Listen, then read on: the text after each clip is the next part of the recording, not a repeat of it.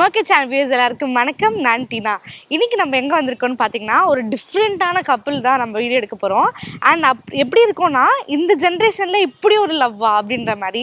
நான் ஏன் சொல்கிறேன்னு வந்து உங்களுக்கு போக போக தெரியும். வாங்க நம்ம அவங்க வீட்டுக்குள்ளே போகலாம். அண்ட் அவங்க ஹஸ்பண்ட் தான் வந்து ஃபுல் அண்ட் ஃபுல் அவங்கள டேக் கேர் பண்ணிக்கிறது, அவங்க லைஃப் வந்து சக்ஸஸ்ஃபுல்லாக பார்த்துக்கிறது எல்லாமே அவங்க ஹஸ்பண்ட் தான். கேட்கவே ரொம்ப இன்ட்ரெஸ்டிங்காக இருக்குது. வாங்க, நான் ரொம்ப எக்ஸைட்மெண்ட்டாக இருக்கேன். ஹாய் சார், எப்படி இருக்கீங்க? வணக்கம் வணக்கம். ஹாய் எப்படி இருக்கீங்க? ஓகே, நல்லா இருக்கேன். போனா போன்னு விட்டுட்டு போறதுக்கு நீ ஒன்னும் பொருள் இல்லை, என்னோட உயிர்.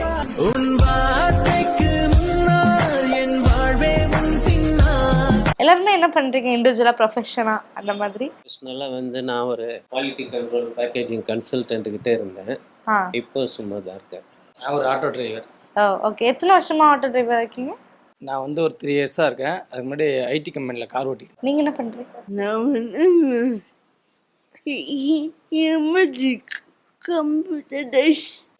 MSc computer science. Okay okay.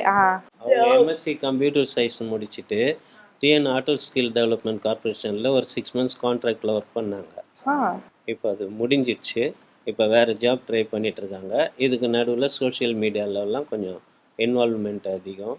இப்போ வந்து ஒரு ஆல்பம் சாங் ஒன்று ஆக்ட் பண்ணியிருக்காங்க. அது வந்து இப்போ ஆகஸ்டில் ரிலீஸ் ஆகுது. எப்படி இருந்துச்சு நீங்கள் நடிச்சது? நல்லா இருந்தது. சின்ன வயசுல சைல்ட்ஹுட் ஆர்டிஸ்ட் வேறு. சிங்கப்பூர் சேனலில் வந்து வசந்தம் சென்ட்ரல் சேனலில் ஒரு சீரியலில் சுரேஷ் மேனன் டைரக்ஷனில் ஒர்க் பண்ணியிருக்கான். ஓகே. ஒரு சீரியலில் 99 சிங்கப்பூர் போயிருக்கான். சிங்கப்பூர் சேனலுக்கு போயிட்டு அங்கேயே தான் ஆக்ட் பண்ணது எல்லாமே ஃபுல்லாக. அதுக்கப்புறம் வந்து ஸ்கூல் காலேஜ் இதெல்லாம் வந்து ரெகுலர் தான். இவங்க வந்து ஃபர்ஸ்ட்டில் ஸ்டார்டிங்கில் பேச ஆரம்பித்தாங்கன்னா புரியறதுக்கு கொஞ்சம் கஷ்டமாக இருக்கும். ஒரு 5 minutes 10 minutes உங்கள்கிட்ட பேச ஆரம்பித்தா அதுக்கப்புறம் ஈஸியாக புரிய ஆரம்பிக்கும். அது போல் அப்போ கொஞ்சம் வருத்தமாக இருந்தது. அப்புறம் ஏற்றுட்டோம். அது ஒரு சவாலாக எடுத்து செய்யணும். இந்த மாதிரி குழந்தைங்களை வந்து நிறைய பேர் வந்து அதை ஒரு டெவலப் பண்ணி கொண்டு வரணுன்ற எண்ணம் இல்லாமல் விட்டுடுறாங்க. அது மாதிரி விடக்கூடாது, நம்ம இதை கொண்டு வரணும். ஏன்னா எங்கள் ரிலேட்டிவ்ஸ்லேயே வந்து இருக்கிற வரைக்கும் இருக்கட்டும் விட்டுரு அப்படின்ற மாதிரிலாம் சொன்னாங்க. ஆனால் அதெல்லாம் கூட நான் செட்டப் பண்ணல. கம்ப்ளீட்டாக இவ்வளோ கொண்டு வரணும் ஒரு சவாலாக எடுத்துக்கிட்டு இதை செஞ்சேன். படிக்க வச்சு ஃப்யூச்சரில் நம்மளுக்கு பின்னாடி அவள் சொந்த காலில் நிற்கணும். அந்த ஒரு குறிக்கோள் தான். இப்போ இவங்க பர்சனலா வந்து ஃபீல் பண்ணிருக்காங்களா? என்ன ஸ்பெஷல் சைல்ட்னா அவங்களுக்குள்ள வந்து ஒரு பாண்ட் இருக்கும். அந்த ஃபீலிங் வராத அளவுக்கு கொண்டு வரணும், வளர்க்கணும்னு தான் இவ்வளோ கஷ்டப்பட்டோம். இப்போ கொஞ்சம் கொஞ்சம் ஃபீல் பண்ணியிருக்கா. எனக்கே தெரியும். நான் நல்லா இருந்தேன்னா உங்களை சட்டை பண்ணாமல் நான் எங்கும் தனியாக போகலாம்ல. என்னால் முடியாத தானே உங்கள் ஹெல்ப்பு கேட்டுக்கிட்டு இருக்கேனா அப்படின்னு சொல்லி ஃபீல் பண்ணல. எனக்கு மனசு ரொம்ப கஷ்டமாக இருக்கும். உங்களுக்கு என்ன தோணும்? அப்பா அம்மாக்கு நம்ம நல்லா செய்யலாம் அப்படின்னு எல்லாமே செய்யணும். எல்லாரும் செய்யற மாதிரி நம்மளும் செய்யணும். இப்போ சொந்த காலில் தானே நிக்கிறீங்க, இப்பயும் செஞ்சுட்டு தானே இருக்கீங்க. இன்னும் நிறைய செய்யணும். இன்னும் நிறைய செய்யணும். நல்லா பார்த்துக்கணும். நல்லா பார்த்துக்கணும்.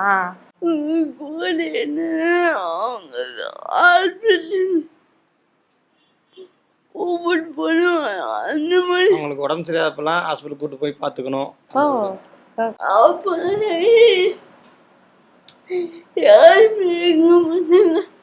இந்த அப்பா அம்மா மாதிரி யாரும் இருக்க மாட்டாங்க. எவ்வளவு பிடிக்கும் உங்களுக்கு அப்பா அம்மாவை? சொல்ல முடியாது. சொல்ல முடியாது. ஓகே. அம்மா ஃபேவரட்டா அப்பா ஃபேவரட்டா?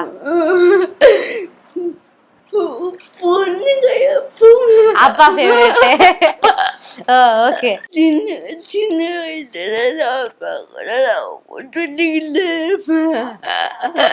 இவ என்ன கேக்குறாளோ இது வரைக்கும் long journey up and down 1000 kilometers ஆட்டோல கூட்டு போயிட்டு மேரேஜுக்கு அப்புறம் ஒரு கண்டிஷன் போட்டிருக்காங்க எனக்கு. நான் மீடியாவில் போய் அவன் நீ சப்போர்ட் பண்ணணும் எனக்கு, நான் இந்த உலகத்துக்கு நான் என்ன என்னோட உழைப்பு எல்லாத்தையும் நான் காட்டணும். ஆ நான் அதே மாதிரி கம்பெனியில் நான் வேலையை விட்டு வேணான்னு சொல்லிட்டேன். நெக்ஸ்ட் ஜாப்லாம் இல்லை, நான் வேலைக்கு போய் தான் ஆகணும். நான் என் சொந்த காலில் நிற்கணும். எங்கள் அப்பா கஷ்டப்பட்டதுக்காக நான் வந்து நான் அவரோட எப்படி அவரோட உழைப்பை நான் என்னை இது பண்ணாரோ அதே மாதிரி நானும் உழைச்சி சாப்பிட்ணும் அப்படின்ட்டு அதெல்லாம் ரொம்ப ஒரு முடிவில் இருக்கா. ஓகே. டாபுக்கு நிறைய இன்டர்வியூக்கு போயிருக்கு. நிறைய இன்டர்வியூக்கு நிறைய போயிருக்காங்க. இன்டர்வியூ போயிட்டு வந்து இன்டர்வியூ பண்ணாமலே ரிஜெக்ட் பண்ணிட்டாங்க. நிறைய இதில் டிசிஎஸ்ல, கேப் ஜெமினியில், அப்புறம் இந்த இதுலலாம் அசென்ச்சரில் எல்லாத்துலேயும் வந்து கூப்பிடுவாங்க. ரெஸ்யூமெல்லாம் பார்த்துட்டு கூப்பிடுவாங்க. போனது வந்து பார்த்துட்டு ரிஜெக்ட் பண்ணிடுவாங்க. இப்போ வந்து நீங்க உங்களுக்கு அவங்க இவங்களை வளர்க்கும் போதெல்லாம் நடுவில் தோணி இருக்கும்ல, நம்மளுக்கு வயசாயிடுச்சுன்னா இவங்களை யாரு பார்த்துப்பா, அந்த தாட்ஸ்லாம் நீங்க எப்படி வந்து மேனேஜ் பண்ணீங்க? அதுக்கு தான் இவ்வளோ நாள் கஷ்டப்பட்டேன். கடவுளாக பார்த்து இந்த தம்பி அனுப்பியிருக்காங்க. உங்களுக்கு அப்புறம் நான் இருக்கேன், நான் பார்த்துக்கிறேன் அப்படின்னாரு. சரி அப்படின்ட்டு இது போலலாம் இருக்கும், உங்களுக்கு முடியுமா அப்படின்னா, எதாக இருந்தாலும் நான் பார்த்துக்கிறேன், எனக்கு பிடிச்சிருக்கு, நாங்கள் பார்த்துக்குறோம் அப்படின்னா ரைட். அதுக்கப்புறம் என் பொண்ணுகிட்டையும் கேட்டேன், நீ என்னமா சொல்லணும், ஓகே அப்படின்னாங்க. அதுக்கப்புறம் தான் பேசி நீ வந்து தனிப்பட்ட முறையில் முடிவு எடுத்துட்டு அப்புறம் உங்கள் வீட்டில் இருக்கவங்க ஏதாவது ப்ராப்ளம் பண்ண சொன்னாங்கன்னா கஷ்டமாயிடும். ஃபஸ்ட்டு உன்னுடைய சைடில் எல்லாமே கிளியர் பண்ணிவிட்டு ஓகேன்னுட்டா முடிச்சுக்கிட்டு வா, எங்கள் சைடு ஓகே தான் அப்படின்னு. அதுக்கப்புறம் எல்லாம் பேசி வச்சுட்டு ஓகேன்னு தான் வந்தாங்க. அதுக்கப்புறம் சிம்பிளாக என்கேஜ்மெண்ட் பண்ணிட்டோம். எங்கள் வீட்டில் எல்லாம் ஓகே பண்ணி ஃபேமிலி என்கேஜ்மெண்ட் முடிச்சாச்சு. மேரேஜுக்கு மட்டும் டேட்டு இன்னும் ஃபிக்ஸ் பண்ணல. ஜனவரி தான் வைக்கிறோம், கன்ஃபார்ம் ஆகணும். நம்ம பட்ட கஷ்டம் மாதிரி அவரும் இனிமே படணும். அவரால் முடியுமா? ஏன்னா நாளைக்கு நம்மளை 4 பேர் சொன்ன மாதிரி அவரையும் சொல்லுவாங்க இல்லையா, அதெல்லாம் அவர் கடந்து வரணும் இல்லையா. கண்டிப்பா கடந்து வரணும். அதெல்லாம் அவர் பேஸ் பண்ணுவாரான்னு என்னோட டாட்டா தான். அதை தான் அவர் 5 வாட்டி 6 வாட்டி கேட்டேன் நான். உனக்கு ஓகேவா தம்பி, உனக்கு இதெல்லாம் இருக்குது, இப்படியெல்லாம் என் பொண்ணோட நிலமை, நான் அதெல்லாம் பார்த்துக்கிறேன் தான், நீங்கள் கொடுக்கலன்னா நான் தூக்கி கொண்டு வச்சு கூட தாலி கட்டிக்கிட்டு போயிடுவேன்ட்டாரு. அப்போ சந்தோஷம், நீங்கள் பார்த்துக்கிற வரையும் எனக்கு சந்தோஷம். ஆனால் பவிக்கு ரொம்ப ரொம்ப கஷ்டம் இருந்தது. நம்ம இப்படியே தான் இருக்க போகிறோம். நீ என்ன பண்ணுவ பவினாக்கா, நான் ஒரு ஆளை வச்சு கூட சமையல் பண்ணி சாப்பிடுவேன். நீங்கள் அந்த இதெல்லாம் டேலண்ட்லாம் நல்லா இருக்கு அவளுக்கு. அப்படியா? இது எப்படி நடந்துச்சுன்னு சொல்லுங்க. நீங்க வந்து மாப்பிள்ளை பார்த்த விஷயமா இருக்கட்டும், இல்ல அவர் வந்து உங்ககிட்ட நான் கல்யாணம் பண்ணிக்கிறேன்னு சொல்ல விஷயமா இருக்கட்டும், எப்படி நடந்துச்சு இது? அது வந்து ஃபர்ஸ்ட் வந்து என் பொண்ணுகிட்ட தான் இவர் கேட்டிருக்காரு.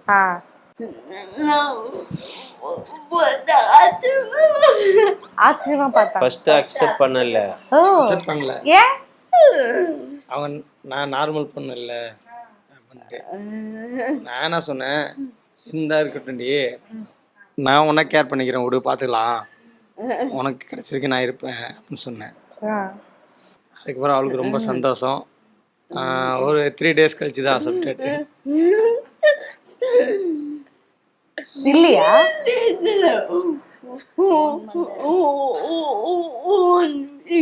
1 week-ஆ? 3 days இல்ல 2 days சொல்ல போறாங்க நினைச்சேன் நானு. 1 week எடுத்துக்கிட்டீங்க. ஓகே. யோசிச்சு திருப்பி பொறுமையா சொன்னான். என்னெல்லாம் யோசிச்சீங்க அந்த 1 week? கஷ்டப்படுறாங்க.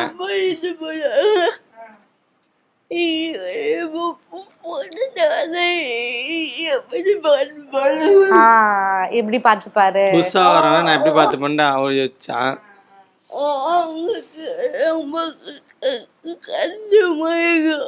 அவங்க கஷ்டமாயிடும். அப்புறம் எப்படி ஓகே சொல்றீங்க?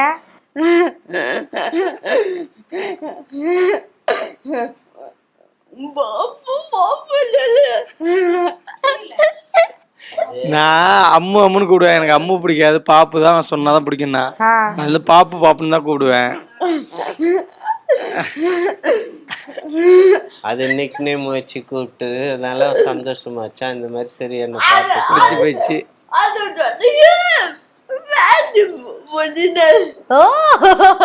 நீங்க தான் வந்து ஃபர்ஸ்ட் பார்த்து அந்த மாதிரி எங்க பாத்தீங்க, எப்படி பிடிச்சிருந்துச்சு உங்களுக்கு? அதை பத்தி எனக்கு இது இவங்க வந்து ரிலேஷன் தான். எனக்கு இதுல தெரியும், ஊருக்கெல்லாம் வருவாங்க, கல்யாணத்துக்கு வருவாங்க, கோயிலுக்கு வருவாங்க. இன்ஸ்டாகிராமில் நாம் பேசிடுவோம், இப்போதும் மெசேஜ் பண்ணுவோம், நானும் மெசேஜ் பண்ணுவோம். பார்த்தப்ப கேட்டேன், ஏன்டி மேரேஜ் பண்ணிக்கலன்னு. நான் நார்மல் பொண்ணு கிடையாதுண்ணா. அதில் என்ன நார்மல் பொண்ணுனா என்ன இப்போ என்ன உன்னை பார்த்துக்கிட்டா போதாதா அப்படின்னேன். நீ நான் கல்யாணம் பண்ணிப்பேன்னு கேட்டேன். நானே நாளைக்கு வந்து கல்யாணம் பண்ணிக்கின்றேண்ணே. இல்லை நான் நார்மல் பொண்ணு இல்லைம்மா, நான் உங்களுக்கு மாமா முறை தான் ஓகே. சொன்னா. நான் அப்போ சொன்னேன் அதெல்லாம் ஒன்றும் இல்லைடி, இப்போ நான் இப்போ எங்கள் அம்மா இல்லை எனக்கு, எங்கள் அம்மா மாதிரி ஒன்று நான் பார்த்துக்கிறேன்டி அப்படின்னேன். அப்புறம் உண்மைக்கு அவளையே சும்மா அப்புறம் மெசேஜ் பண்ணுவேன். நான் பாப்புன்னு காலையில் ஜிஎம் பாப்பு, நைட்டு ஜிஎன் பாப்பு, சாட்டியா பாப்பு, அது கேட்டாலே போதும் அவளுக்கு ஒரு ஏக்கம் தான். ஆனால் அதே மாதிரி அவளும் மாமான்னு அந்த இது. ஆனால் உரமுறையை வந்து அவள் விட்டு கொடுக்காம மாமான்னு சொல்லியிருந்தா. அப்புறம் எனக்கு தோணுச்சு நான் இவ்வளோ கல்யாணம் பண்ணியா ஒன்று. அப்புறம் அவளை அக்செப்ட் பண்ணதுக்கப்புறம் அப்புறம் நான் எங்கள் மாமாட்ட வந்து கேட்டேன், இது மாதிரி சொன்னேன். சரிப்பா உனக்கு எல்லாத்தையும் சொன்னார் மாமா. ஓகே எனக்கு ஒன்றும் ப்ராப்ளம்மா, நான் பார்த்துக்கேன் சின்ன வயசுலேருந்து, அதெல்லாம் ஒன்றும் பிரச்சனை இல்லை அப்படின்னேன். அப்புறம் எங்கள் வீட்டில் அவர் கேட்க சொன்னார். எங்கள் வீட்லேயும் கேட்டேன். எங்கள் வீட்டில் எல்லாம் ஒத்துக்கிட்டாங்க. எப்படி ஒத்துக்க வச்சிங்க? அது அப்படி கிடையாது. நான் எங்கள் வீட்டில் வந்து என்னோட முடிவு எங்கள் அப்பா எடுத்து அக்செப்ட் பண்ணுவாங்க. அதே மாதிரி என்னோடய வாழ்க்கையை நான் தானே தேர்ந்தெடுக்கணும். ஃபஸ்ட்டு இப்போ அவங்க ஒரு பொண்ணு பார்த்து இது பண்ணாமல் இது நானே பார்த்துருக்கேன். எங்கள் வீட்டில் ஒத்துக்கிட்டாங்க, ரிலேஷன்னு வேறு. அது இல்லாமல் எனக்கு பிடிச்சி போயிருக்கு, அதனால் ஓகே ஒத்துக்கிட்டாங்களா எல்லாருமே. உங்களுக்கு எதனால அவங்களை பிடிச்சிச்சு? இவளை பார்த்துக்கணுங்கிற ஒரு ஆசை, அதனால தான். இவ்வளோ 32 வருஷம் எங்கள் மாமா கஷ்டப்பட்டு வளர்த்தாரு. எவ்வளோ சவால்கள் எதிர்த்து இது பண்ணாரு. மீதி இருக்க காலத்தில் நான் பார்த்துப்பேன். உங்களை சுற்றி உள்ளவங்க, உங்கள் ரிலேட்டிவ்ஸ், உங்கள் ஃப்ரெண்ட்ஸ் இவங்களாம் என்ன சொன்னாங்க? ஆட்டோ ஸ்டாண்டில் வந்து 80 பேர் இருக்கோம். ஆட்டோ ஸ்டாண்ட்லேயும் எல்லாருமே கேட்டாங்க, கண்டிப்பாக நல்லா பார்த்துக்கிட்டாருனாங்க. அப்புறம் ஊருக்கு போயிருந்தப்ப கோயிலுக்கு மாலை போட்டிருந்தேன். அப்போ ஊருக்கு போயிருந்தப்ப எல்லாரும் வாழ்த்துக்கள் சொன்னாங்க, நல்லபடியாக பார்த்து இது பண்ணிக்கோ. எங்கள் ரிலேட்டிவ்ஸ்லேயே சொன்னாங்க, உனக்கு கிடச்சிருக்குது வந்து அது ஒரு தெய்வம் மாதிரிடா, பார்த்துக்கிறா அப்படின்னாங்க. ஏன் இதனால எவ்வளோ லவ்? ஏன் மேலே அவ்வளோ லவ் இருக்கு உங்களுக்கு? அப்படி கிடையாது. எனக்கு எப்படின்னா, நான் நிறையா லைஃப்பில் கஷ்டப்பட்டு தான் வந்திருக்கேன், ரொம்ப இது பண்ணி. இப்போ நான் இவ்வளோ பார்க்கும்போது இவளோட ரீல்ஸ் எல்லாம் பார்ப்பேன். இந்த பொண்ணு இவ்வளோ திறமையை வச்சுக்கிட்டு இது பண்ணுங்க, இந்த பொண்ணுக்கு ஒரு நம்ம லைஃப் கொடுக்க முடியும் அப்படின்ட்டு எனக்கும் ஒரு தோணுச்சு. நம்ம எவ்வளோ பேர் பார்க்குறோம் இது பண்ணுறோம், ஆனால் இந்த மாதிரி ஒரு பொண்ணை நம்ம பார்த்துக்கிட்டா இவள் இன்னும் லைஃப்பில் நல்லா சந்தோஷமாக இருக்கலாம்ல. கஷ்டப்பட்டு வளர்ந்து வந்திருப்பா, நம்ம பார்த்துக்கிட்டா நல்லா சந்தோஷமாக இருக்கணும்னு அந்த மாதிரி நான் சூஸ் பண்ணேன். ஆனால் எனக்கு வந்து ரொம்ப சந்தோஷம். எனக்கு வந்து ரொம்ப சந்தோஷம். நம்ம ஏதோ ஊர்லேருந்து யாராவது ஏற்றுக்கிட்டு வருவாங்களோன்னு நினச்சிக்கிட்டு இருந்தேன் நான். ஆனால் நம்ம ஊர்லேயே நம்மளுக்கு இப்படி ஒரு பையனை கொண்டாந்து தெய்வம் மாதிரி நம்மளுக்கு கொடுத்துருக்கனால நம்ம பொண்ணு சந்தோஷமாக இருப்பா. அவர் இப்போ பண்ணுறத பார்த்தே எனக்கு சந்தோஷம் வந்துச்சு. இனிமேல் நம்ம மனசு நிம்மதியாக இருக்கலாம், நல்லா பார்த்துக்கிறாரு. எனக்கு ஒரு பெரிய கவலை விட்டு, நம்ம எப்படி பார்க்குறோமோ அதை விட டபுள் பங்கு பார்க்குறாரு அவர். உண்மையிலேயே அது கடவுள் கொடுத்த வரம். அவர் எதுவுமே வேணான்ட்டாரு. என்னப்பா எதிர்பார்க்குறான்ட்டு, எனக்கு எதுவும் வேண்டாம், நீங்கள் பொண்ணை கொடுத்தா போதும்ன்ட்டாரு. இந்த காலத்தில் ஏதோ நம்ம கும்பிட்ட தெய்வம் வந்து நம்மளுக்கு கொண்டாந்து கொடுத்துருக்காரு மாப்பிள்ளைய. எப்படி ஒரு மாப்பிள்ளைய நம்ம பெறாத பிள்ளையா இருந்தாலும் அந்த பிள்ளை வந்து நம்ம பிள்ளை மாதிரி வந்து நம்மளுக்கு இவ்வளோ சப்போர்ட்டாக இது பண்ணுறாருங்களே, எனக்கு ரொம்ப சந்தோஷம். ஆனால் இப்போ இது நிறையா பேர் நல்லா இருக்கிற பசங்களையே லவ் பண்ணுறாங்க, விட்டுட்டு போயிடுறாங்க, வரதட்சணை கொடுமைன்றாங்க. எவ்வளவோ நம்ம மீடியாவில் பார்க்குறோம், நியூஸில் பார்க்குறோம், எல்லாம் பண்ணுறோம். இவர் வந்து இவளை ஏற்றுக்கிட்டு செய்கிறங்கையில் எனக்கு கொஞ்சம் டவுட்டாக இருந்தது. என்னடா அவர் பாப்பாரா, நம்ம இப்படி வந்து ஏற்றுக்கிறாரு, சும்மா இந்த வீடியோ பார்த்துட்டே வந்து கேட்குறாரா இவருன்ற ஒரு இது இருந்தது. இப்போ அவர் பண்ணுறத செய்கிறதெல்லாம் பார்க்கல எனக்கு ரொம்ப ஆசையாக இருக்குது. எங்கள் வீட்டுக்காரர் எப்படி பண்ணுவோம், நான் கூட அவ்வளோவா பண்ண மாட்டேன். நீனே சாப்பிடுன்னு சொல்லியெல்லாம் நான் விட்டுடுவேன், அவர் வந்து ஊட்டி விடுவார். அதேமாரி அவங்க என்ன பண்ணுவாங்களோ எங்கள் வீட்டுக்காரர், அதேமாரி இவர் செய்கிறாரு. அவங்க வந்து ரொம்ப கஷ்டப்பட்டு கடையை வச்சுருந்தோம். அப்போ கடையிலேயே இருப்பாங்க. இவ்வளோ அழைச்சிக்கிட்டு இங்கேருந்து கோட்டூர்புரம் போவாங்க. அங்கே போய் நாம் அங்கே காலையிலேருந்து இருந்துட்டு ஈவினிங் 6 மணிக்கு தான் கூட்டிகிட்டு வீட்டுக்கு வருவேன். எனக்குன்னு ஒரு ஆட்டோ புக் பண்ணி விடுவார். அப்போல்லாம் இவர் கடையில் இருப்பாங்க. ரொம்ப கஷ்டப்பட்டோம்மா இவளுக்கு. ஆனால் எந்த பஸ்ஸில் ஏறுங்க அதே எனக்கு ஒரு மன கஷ்டத்தை கொடுத்தது. ஏன் இந்த பொண்ணு இப்படி ஆச்சு, என்ன ஆச்சு, எதனால் உங்களுக்கு இப்படி இருக்குது இன்னும் கேட்கையெல்லாம் நம்மளுக்கு கொஞ்சம் மனசு கஷ்டமாக இருக்கும், இவளுக்கும் கொஞ்சம் மனசு இதுவாக இருக்கும். அது மற்றவங்க கேட்கும்போது இவளே ஃபீல் பண்ண ஆரம்பிக்கிறேன்னு தெரிஞ்சதும் தான் நான் வந்து அதை அவாய்ட் பண்ணிவிட்டு எங்கே போனாலும் நானே கூட்டிகிட்டு போயிட்டு வந்துடலாம் நம்ம வண்டியிலே அப்படின்ட்டு. ஓ, உங்க முன்னாடியே கேட்பாங்க. முன்னாடியே கேட்பாங்க. அதனால இவ ஃபீல் பண்ணுறான்னு நம்மளுக்கு தெரிஞ்சு போயிடும். அப்போது சரி இவ முன்னாடியே கேட்குறாங்கன்ட்டு நான் பாதி சொல்லுவேன், பாதி சொல்ல மாட்டேன். அப்படியே மறைச்சிட்டு விட்டுட்டு வந்துடுவேன். ஆனால் அந்த மாதிரி கேட்குறத வந்து மக்கள் வந்து கொஞ்சம் தவிர்க்கணும்னு என்னோட எண்ணம். இப்போ வந்து உங்களோட ஃபியூச்சர் பிளான்ஸ்லாம் என்ன? நீங்க 2 பேரும் கல்யாணத்துக்கு அப்புறம் என்னெல்லாம் ஃபியூச்சர் பிளான்ஸ் வச்சு? நான் வந்து இப்போ ஒரு டீ கடை ஒரு டிஃபன் கடை ஆரம்பிக்கலான்ட்டு இருக்கேன் மேரேஜுக்கு அப்புறம். மாமா எனக்கு ஒரு சப்போர்ட்டாக எல்லாமே பண்ணுறேன்னு இருக்காங்க. மாமா சமையலில் கிங்கு. மாமா நான்வெஜ்லேருந்து எல்லாமே நல்லா பண்ணுவாங்க. அதில் எனக்கு சப்போர்ட்டிவாக மாமா இருக்குன்னு இருக்காரு.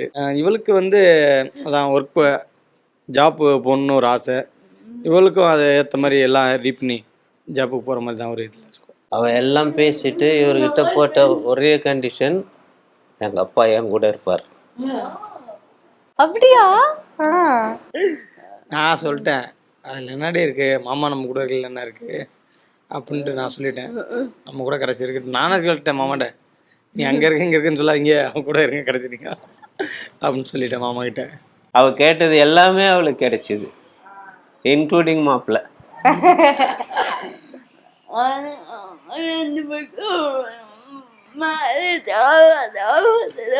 எதிர்பார்க்காதது இது ஒன்று. 2 பேரும் மேரேஜ் ஆகாதுன்னு சொன்னாங்களா?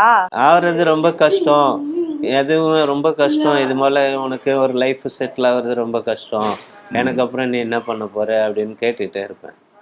இப்போ வந்து இது போல் ஆனது வந்து இவ மாத்திரம் ஒரு நம்பிக்கையோட இருந்தா, எனக்கு ஆகும் எனக்கு ஆகும் கான்ஃபிடென்ட்டாக சொல்லிட்டு இருந்தா. எப்படி பவித்ரா அந்த கான்ஃபிடன்ஸ் உங்களுக்கு உள்ள தோணுச்சா? ஹோப் இருந்தா ஆகும். யார் சொல்லி தந்தா உங்களுக்கு இது? ஏன்னா அப்பா அம்மாவும் சொல்றாங்க கஷ்டம் அப்படின்னு சொல்லிட்டு, யார் உங்களுக்கு பாசிட்டிவா நினைக்கணும், ஹோப் வச்சுக்கணும் அப்படின்னு சொல்லி தந்தா?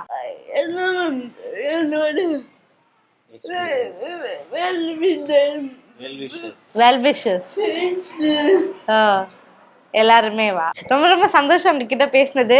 அண்ட் நீங்கள் 2 பேரும் கல்யாணம் பண்ணிட்டு இன்னும் நிறையா உங்கள் விஷயம்லாம் வந்து அடையணும்னு நாங்கள் வேண்டிக்கிறோம். அண்ட் அப்பா உங்களோட ஹார்ட் ஒர்க் ரொம்ப வார்த்தையால் சொல்ல முடியாது, அவ்வளோ பண்ணிருக்கீங்க. ரொம்ப எப்படி சொல்கிறது, ஒரு எடுத்துக்காட்டாக இருக்குது மற்றவங்களுக்கு. ரொம்ப ரொம்ப தேங்க்ஸ் ஒரு இன்டர்வியூ தந்ததுக்காக. Thank you so much.